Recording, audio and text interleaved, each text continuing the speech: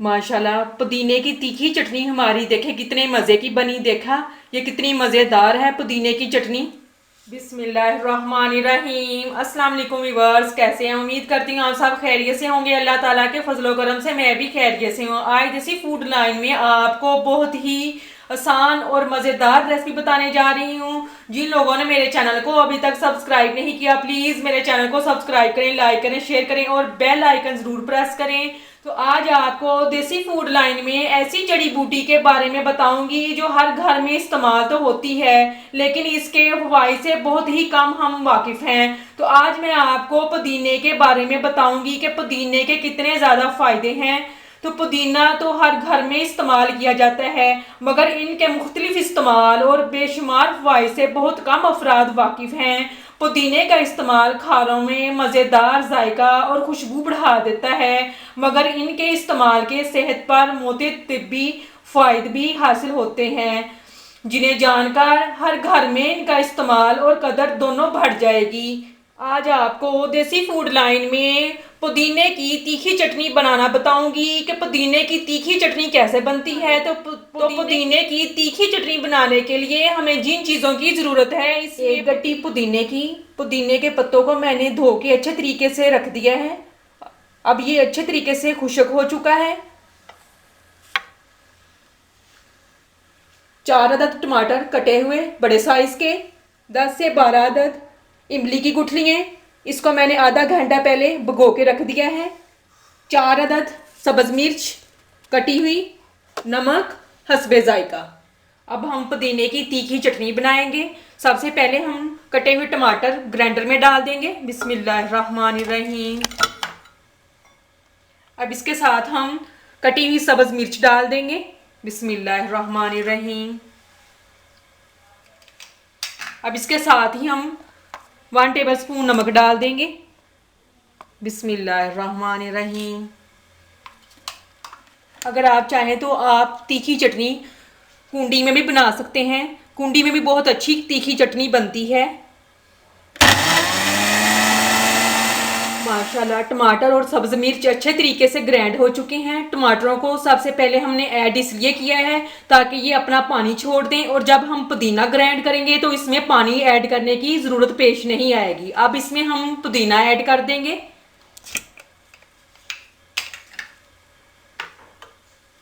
बिस्मिल्लाहिर्रहमानिर्रहीम। पुदीने को धो के मैंने छलनी में खुश्क होने के लिए रख दिया था। अब इसमें हम ऐड करेंगे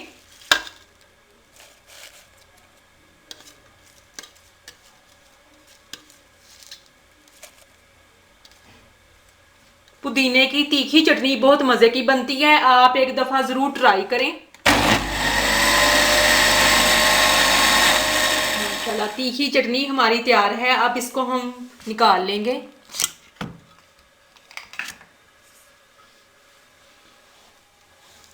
माशाल्लाह देखिए कितनी अच्छी बनी है। माशाल्लाह बहुत मज़े की बनी है। आप एक दफ़ा ज़रूर इस रेसिपी को ट्राई करें।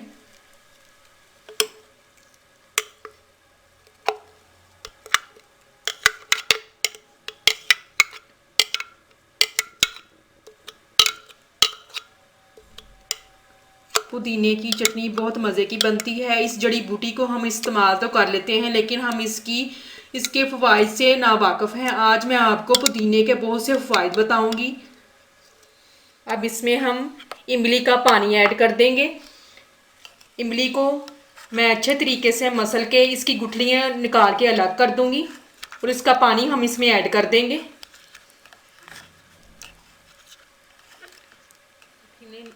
अब इसकी गुठलियों को निकाल के हम अलग कर लेंगे और इसका पानी इसमें ऐड कर देंगे।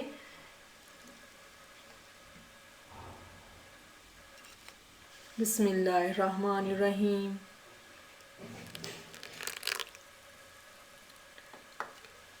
अब इसको चम्मच की मदद से अच्छे से मिक्स कर लेंगे। इमली खाने के बहुत फ़ायदे हैं। इमली हाजमे को दुरुस्त करती है और इसकी तासीर बहुत ठंडी होती है। अब इमली का पानी ने हमारी तीखी चटनी को और ज़्यादा टेस्टी और मज़ेदार बना दिया है। अब ये तीखी चटनी हमारी तैयार है।